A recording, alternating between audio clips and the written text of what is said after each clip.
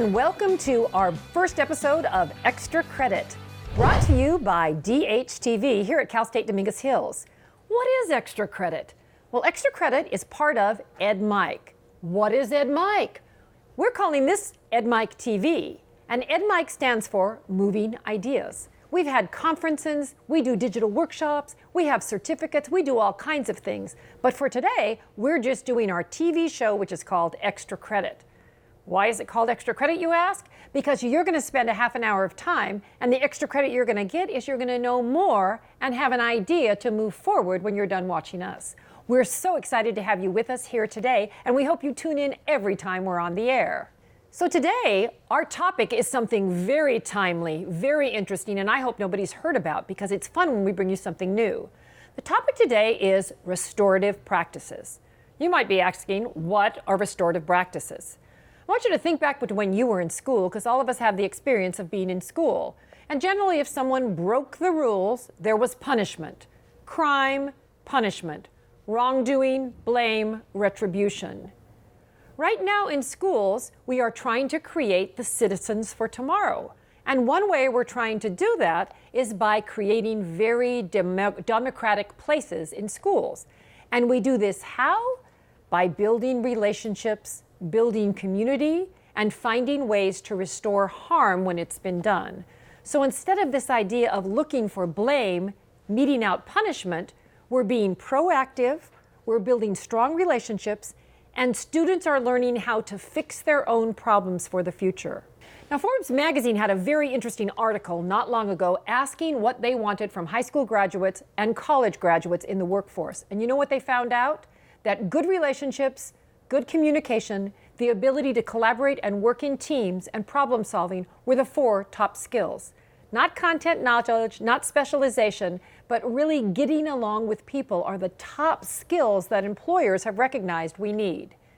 In an age of technology, where students could become more and more isolated from relationships, it's never been more important than now that students know how to get along with all kinds of people, repair harm or help when things have gone awry, and build communities that are strong for a better America. Now let me tell you something about Extra Credit. This show is not meant to be a political show. We want to be an interest show with news that spreads good news about education all over greater Los Angeles, brings to you, the public, topics of interest of you that you might not know anything about. This show is for everyone, parents, teachers, students, community members. We want everyone to watch our show because we think that you're all going to earn extra credit and learn something new by the ideas and topics we're going to bring to you. Now, what else are we going to do on the show? We're going to show videos. We're going to bring in guest speakers. We're going to have some famous people in here. It's going to be provocative, interesting, newsworthy, and you will grow and learn. So welcome to the first episode of Extra Credit. So how is it that we build strong communities? If we think about restorative practices, we want you to think about it not as a book, not as a program, not about something that we're mandating outside. It's really a way of being. And it's a shift in the way that we've thought about doing our business at schools and even in life. So I want you to think about when you have a problem or when you have a problem with a person, how you solve that problem. Because with restorative practices, that's really the foundational part. We're going to learn to forge and build good relationships and fix them when there's problems. Let's take a look now at a school classroom in Japan. Why should we look at a classroom in Japan? Because restorative practices has international roots. Right now, the International Institute for Restorative Practices, which is based in Bethlehem, Pennsylvania, is doing work all over the world.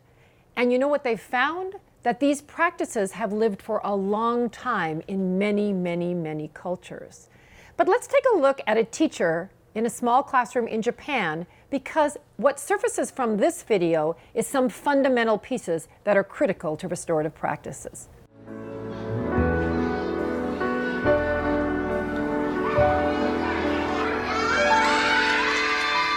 This is the Minami Koretsuno Kanazawa Municipal Elementary School, Grade 4, Class 1.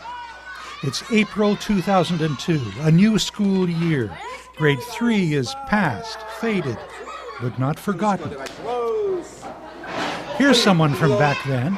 They're overjoyed to see their homeroom teacher is Toshiro Kanamori, same as last year, the best, kind and tough and funny.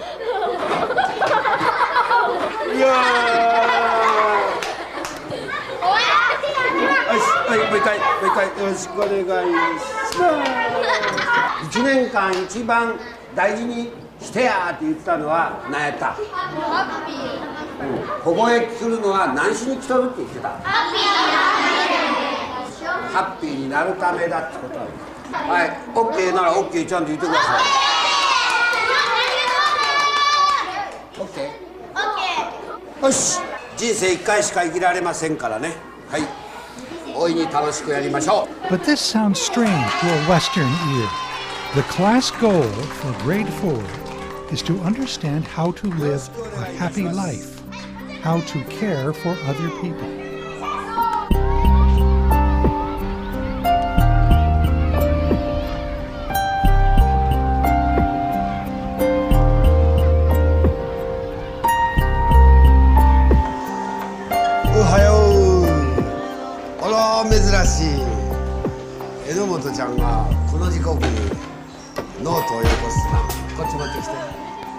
Mr. Kanamori's class has a tradition. Every day in homeroom, 3 students read aloud letters they've written. They're called notebook letters. They're written to the other students, and they're a true, surprising record of what these 10-year-olds really think. Happiness, irritation, determination, gratitude, whatever's real, because the other children will pick up whatever isn't.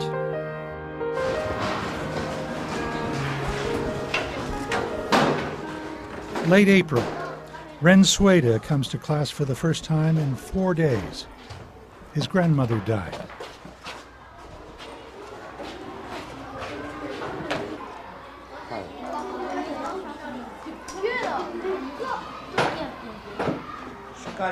In his notebook, Ren writes about the death, the funeral, his loss. 21日の日曜日、呼ばれて2階に行ったらおばあちゃんは亡くなっていた。おばあちゃんは眠るように亡くなっていた。おばあちゃんは They were worried. They didn't know why Ren was away. Now they're moved at his pain and saddened by his loss. 告別式だった。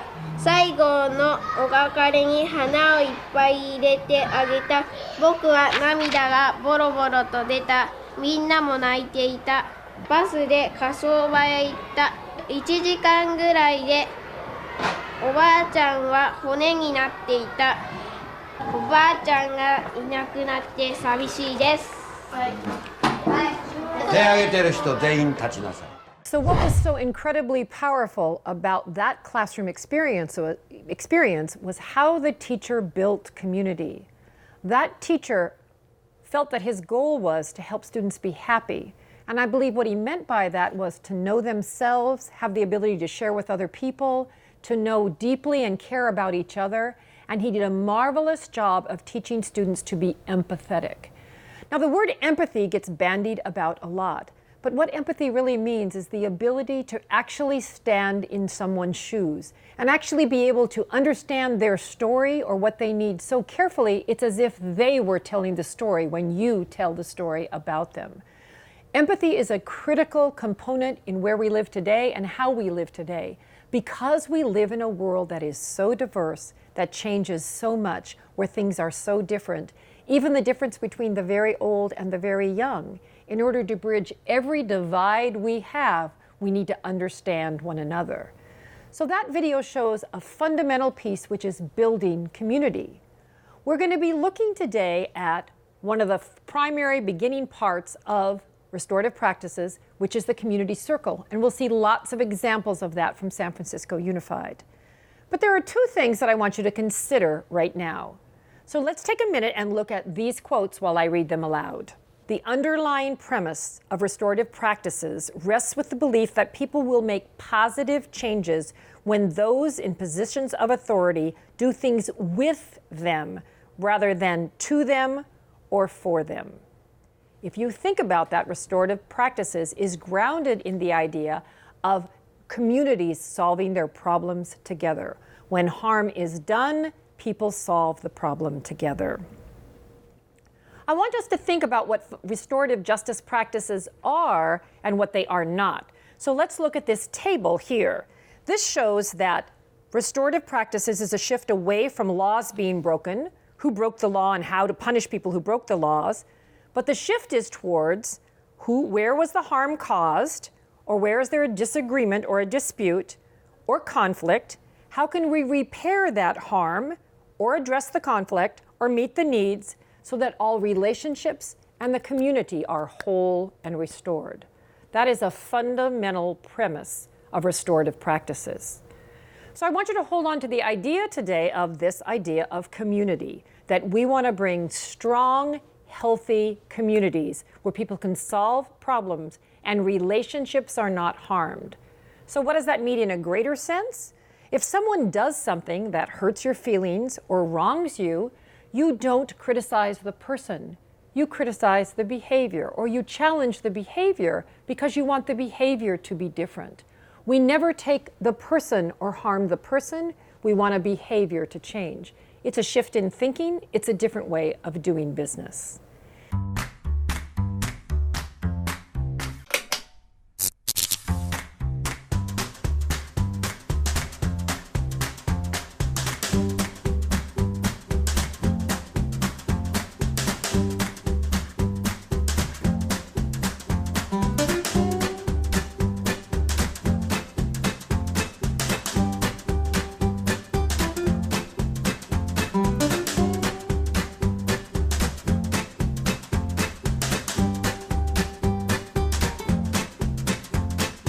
Welcome back. Usually, we'll have guests that we'll be interviewing during this part of our program. But for today, I wanted you all to myself. I'm going to keep you on the edge of your seats with restorative practices as we dive in deeply and look a little more at what San Francisco Unified is doing with restorative practices.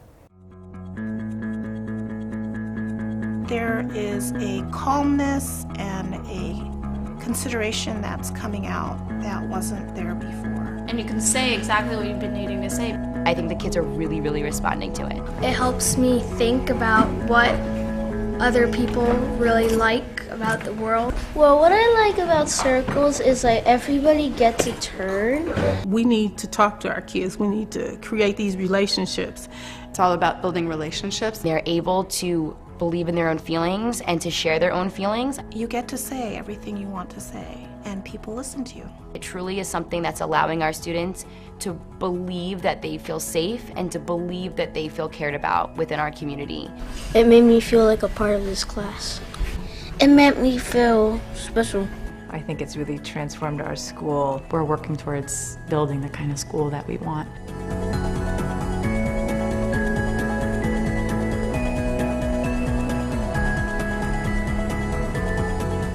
Restorative practices are based on principles that emphasize the importance of positive relationships as central to building community and involve processes that restore relationships when harm has occurred. A restorative school environment is about building relationships, giving students a voice, creating an inclusive community, working with students, and consistency in the restorative process. It's all about building relationships and stressing the importance of that, to know that if I just spend time building relationships with my students, that's going to allow for a climate in the classroom that will really foster their learning. Before we can get to testing, before we can get to academics, we have to start with how do we connect to and how do we relate to this human being that is in front of us. Restorative practices has been able to give people language around taking all of those different things on. The number one thing for me being the relationships that people have with one another. Human beings are happier, more productive, and more likely to make positive changes in their behavior when those in positions of authority do things with them rather than to them or for them. We often, as adults, we talk down to the kid. It can be something as simple as, you threw that pen at him, I need you to come in at lunch, I need you to serve it detention. In a lot of areas in their lives, they don't feel like they get to be heard, they're talked to. Letting the kid talk. I think that's the biggest thing. A lot of adults that only let you say what they want to hear. The key to the whole system, restorative practice to me, is trust. They have to trust that you're going to allow them to speak. Someone's actually listening to what I have to say, why I'm hurting. They're listening and they're not judging me. It's a great feeling. To allow everybody's stories to be a part of the community. And we're building that framework. It really just builds community, and it just creates a model for how we all want to relate to one another. Ultimately, everyone wants to feel a sense of belonging. They want to be seen. They want to connect with another person. Children who are assailants are often victims themselves who haven't been taught that they really are part of something. They don't feel like they're part of something, and they don't feel that they have a voice. Think about how powerful that was. The kindergarten teacher had taught the students how to have norms when working with each other. And that classroom had 3 norms, the third being respect. Then a talking piece so that they took turns and each student shared their ideas. Imagine if every kindergarten student learned that. What would they be like when they got to high school? Well, let's go inside a high school and see what it looks like in a high school classroom in San Francisco Unified again. I just want to ask if this restorative practice is actually good, and should we spread the word to like other schools and stuff. So that's the prompt. I want to start. I think it's beneficial to everybody. Like, I feel like kids don't open up to like their peers, especially like the ones they don't know. Like, personally, I don't know some of you guys in here, and I still feel comfortable opening up to you guys. So I feel like it's a way for people to get close to each other, especially when you guys don't communicate, I guess, like on social terms. I think that they should use this circle in other schools and stuff because it helps. And when you see, like, the reason why I want you guys to start is because I get nervous, and then when you guys start, it makes me like, oh, I'm gonna talk because they talk and stuff. You guys are older and know more than me about here. So I don't feel nervous when you guys talk now because, yeah. So I think they should use it, and yeah. I feel the circle should be used in every school because I know every student will need this, especially to like express their feelings to their peers and just opening up more.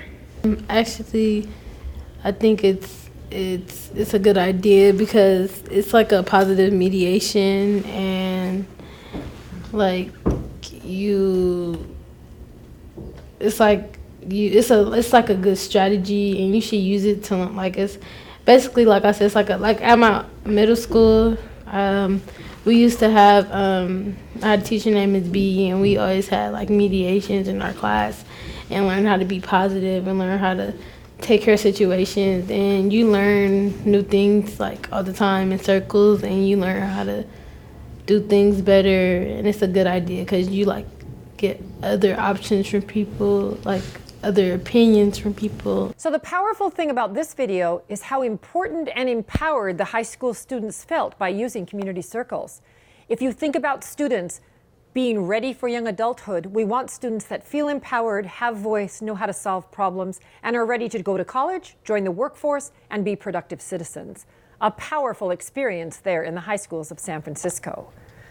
Well, let's hear from some teachers. How do you think teachers? Let's go into some classrooms and hear from a panel of San Francisco teachers as to how they implemented and the impact on their own practice. Here we go.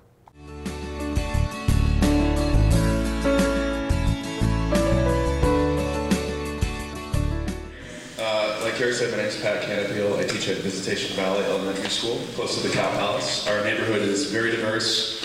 and also very trauma impacted. And so there's a lot of social emotional needs that are definitely demanded on a daily basis.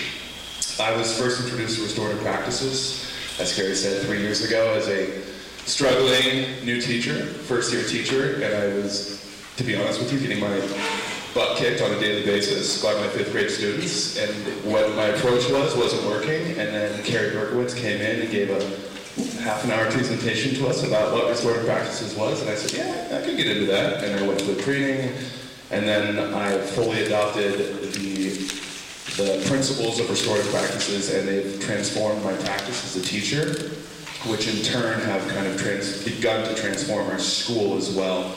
I took on the role of a site leader, and that started to change our school and kind of began this paradigm shift, which we talk about in restorative practices.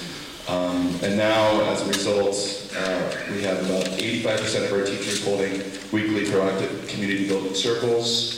We're working on getting every certificated as well as classified staff trained in restorative practices at our school, and moving away from the question of why to address behavior into more of the restorative questions.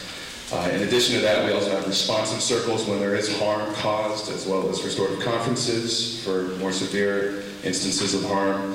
And then also after suspensions, because they do happen, we also have reentry circles and reentry conferences with families and students. And it looks pretty visual at our school. It's coming into a classroom and seeing a group of 30 kids sitting around a circle and passing a ring stick around and talking about how they feel, or like building community by playing games together and getting to know each other, opening up. And it also looks the way that teachers come down and on the kids' level and they ask them, like what happens, and work them through the process. So listening to teachers, we get a whole other dimension of how these practices have deepened their teaching practice, enabled them to have more time to spend with students because there are less problems.